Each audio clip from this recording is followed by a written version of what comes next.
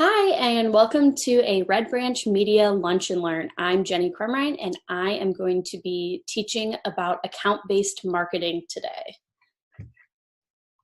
So let's start with the basics. What is account-based marketing in comparison to traditional lead gen marketing? So we're going to flip the funnel, again, in comparison to traditional marketing. And instead of attracting people first, inviting them to fill out forms with content marketing, and then lastly, identifying target companies and pursuing them, we're going to choose to pursue target companies first, engage them with personalized campaigns, content, and then lastly, build those lasting relationships that generate leads and new opportunities. So an interesting metaphor that I happened upon was comparing fishing with nets to fishing with spears. So fishing with nets would be traditional marketing where we're grabbing as many people as we can and then choosing which ones are keepers. We're going to try and identify keepers first and then pursue them. All right. So ABM in a nutshell is a highly focused business strategy in which we target a market and treat them as an individual. So every account is going to be its own market of one. ABM is particularly useful for business to business, organizations with multiple buyers, which again, many business to business accounts do have multiple buyers, and high ticket items. HubSpot says that if you can pay for the item with a credit card, it's probably not something that you are going to want to create an account-based marketing campaign around. So here are some helpful links.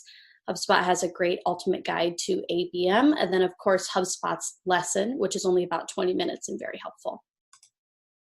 All right, so let's talk about building an ABM strategy step by step. Step one, you need to know the product inside and out. Anything from the persona to exactly what the product does, all of the details about the product. So start with watching the demo. Watch the demo, understand the demo, really soak it in. If you don't have any questions after the demo, you probably weren't diving deep enough. Remember that knowledge is what keeps you from making promises that you can't keep. And so knowing the product really does allow you to create trust with potential buyers. All right, step two, create an ideal customer profile. Imagine your best fit customer. This is a customer who has the budget, they have the desire, they have a need, they have motivation, and of course, time to implement. Imagine who is going to be your best customer. This is a good time to look back at the customers who have been your best customers in terms of using your product the longest. They've maybe been the most profitable. Create that ideal customer profile around those examples. Bonus that this is a great time to create a use case based on this information. Those can be great for internal and external purposes. Step three, we're going to create A, B, and C lists. So the A list is all accounts that fit that ideal customer persona almost perfectly. These are very valuable accounts. These are accounts that you're going to spend the most time and probably the most budget pursuing. List B, these are still valuable accounts, but they're maybe a little less valuable than the A accounts. They also probably are missing some components of that ideal customer profile. List C, again, still valuable, but missing even more components than list B in that ideal customer profile. All of these accounts are still valuable. They all are people that you could still be selling to. So don't think of list C as being people that we're not pursuing at all. We're still pursuing all of these lists. They're just tiered versions of the most ideal accounts. So step four, we're going to divide and dive. Now this is a great time to really bring in that sales team and foster that really great coordination between the marketing and sales team. So we're going to divide up those accounts based on who we're most familiar with and who we have the most expertise in. And then we're going to really dive into researching them. Be sure to set a time limit during this time.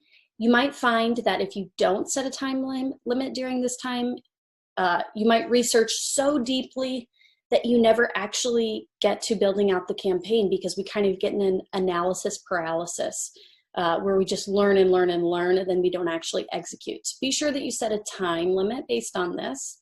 In your research, you're going to dig into the company, but also the industry, reviewing the trends. Is the market up? Is the market down? What are their pain points right now? What types of emerging tech are going to maybe revolutionize that industry? Research the leading companies. Who's doing the best? Research influencers. Follow them on Twitter. Find out what they're talking about. Find out who received recent funding. Compare the competition of the company that you're targeting. Look at their leadership. Look at that leadership's expertise, their past. Maybe they have been leadership at similar companies. Look at the structure of their company. Of course, look at the product. And look at professional networks as well. That's a great place to dig in and find some extra information. Literally everything that you should be looking at. All right. Next, we're going to redistribute those accounts based on shared pain points, motivators, fears, and gaps. So we're going to boil all that research we did down to what are their pain points, their motivators, their fears, and their gaps. If you find out that all the accounts you did research on, those A, B, and C accounts, have pretty much the same pain points, motivators, fears, and gaps, you didn't do enough research or you didn't dive deep enough. So time to go back to researching if you're finding yourself in that situation. All right. A good question here is, why should we divide and conquer? Why should we bring on more team members when often we find that bringing on too many team members can slow a project down and complicate it? Well, this is a good time to remember that there's no authority without knowledge, and you need time to learn. You can't possibly be an expert in dozens of industries. So keep that in mind when you're saying, I think that we're slowing down this project. I'm not sure that we're seeing the growth or the progress we need. Also remember that who's going to believe that you can solve their problem if you don't really even understand their problem? You can't sell from a place of uncertainty, and kind of the fake it till you make it in this case is not going to make sense with these highly targeted campaigns. Generic campaigns are just not going to cut it. All right, step 6, it's time to create content based on those shared pain points, motivators, fears, and gaps. Once the accounts are redistributed, of course, by the sales and marketing team, we want to do this together. It's time to really create specific content. Remember that all content does not need to address every single pain point, fear, motivator, and gap at the same time. We're not trying to cover all the bases with one single piece of content. So, and also remember, do not try and reinvent the wheel for every piece of content. It's just way too much work for your content team. Revise and reuse content as much as possible. But remember that if you find that your content is becoming too generic, it's no longer account-based marketing, right? It's not speaking to a very specific company. It's not speaking to a very specific account. So time to go back in, add some specifics if you find that that's happening. Step 7, it's time to create MOFU, BOFU paid ads. So targeted ads can be expensive. However, it really can make a huge impact if written well and specifically towards a targeted group. Of course, with similar pain points, motivators, fears, and gaps. We're going to want to rotate ad copy and design often. And also HubSpot has found that LinkedIn, Facebook, and Google Ads often do better than other platforms and mediums. Of course, go ahead and try other platforms or mediums, but those 3 are probably the best to start with. All right, step 8, we're going to personalize the user experience as much as possible. LPs should have specific company and industry design and copy. Videos and emails should be used very intentionally. Remember to remove A, B, and C accounts from other workflows. so that they're not getting too many emails, and then you can help avoid the risk of unsubscribe. Chatbots can also be an effective tool for personalization. HubSpot has a great chatbot, and they've even got some templates, so definitely worthwhile checking that out. Step 9, we're going to create BOFU sales enablement content. So this is time to really remember that you're working with the sales team to accomplish this goal. We're going to try and anticipate objections, potential roadblocks. This is a good time to create one-pagers, battle cards, presentation decks, case studies, playbooks, and even sequences. Don't leave the sales team hanging. Marketing is not about delivering SQLs to their doorstep and then saying, hey, it's on you guys to close this. This is a team effort to close these deals. All right, step 10, set up notifications. Make sure, triple check that those notifications are set up properly so that when one of these targeted accounts converts, a notification is set to the right person so that we know exactly what to do. We have that laid out timeline. We have all that prepared sales enablement content, and we can get going. If those notifications aren't set up and somehow that slips through the cracks, then all this work is for nothing. All right, step 11, we've got to measure success.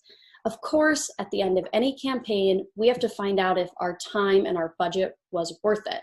So here are some areas of measurement: coverage, awareness, engagement, reach, and influence. And then there's also 2 types of KPIs to remember on this, which is activity-based. That's what our accounts are doing, how they're participating, what their behavior is, and then outcome-based. Did we or did we not close the account? HubSpot's got a great blog on this with specifics, and you can see the tools that they have inside HubSpot to measure this type of thing. Okay, did you know that HubSpot has ABM tools? They are great, they're super helpful, and we're gonna review a couple of them. So HubSpot's ABM features. The ideal customer profile tier is a new company property. So this allows you to sort companies into 3 groups. By default, you can add or subtract. That's not a set number. They do suggest 3. And then depending on how well they align with your ideal customer persona. So you set up your ideal customer persona in there, and then you can easily create automations and workflows to associate those companies with the right tier. So that's nice to really automate that and not have to do that manually. All right, next, they've also added a target account. And so this is a true-false attribute, which can be associated with companies that are particularly large, complex. This, to me, sounds like the equivalent of a house account.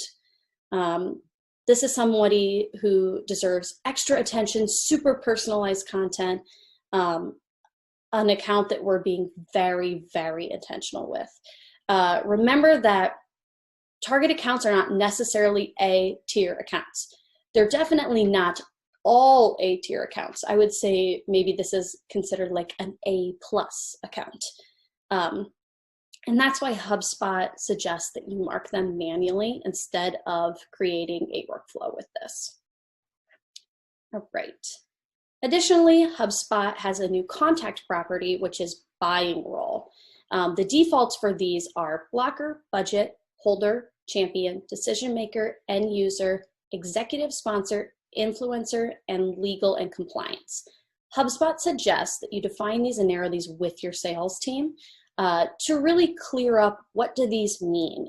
They mean different things for different organizations and of course different industries. So you're going to want to clarify with your sales team exactly what this means to your specific company, so that we're not using these loosely and we're not doubling up on assigning these. All right, we've also got the account overview summary. This is an in-depth view of interactions with a specific company. You can't view this anywhere else on HubSpot, so this is very helpful. You can see contacts within that company, what their tier is, what emails they've been sent, what meetings have been scheduled, what calls have been scheduled or made, of course, and then what their last touch was. And you can see that with each individual contact within the account overview. So this is a great tool to see how many contacts you have within that account and how engaged they are and how they are responding to your marketing efforts. You can also see existing deals associated with that company, whether things have been closed or maybe you have an existing deal from the past. They've also got pre-built customizable reports. These are a great tool as well. These are very helpful for determining whether or not your account-based marketing efforts are working, whether they're improving, things like that. So there are 12 of them, and they are in the report library. Great metrics here that can be included in reports as well. So in the comments, go ahead and let me know if you have any questions. We're happy to get back to you. Thanks.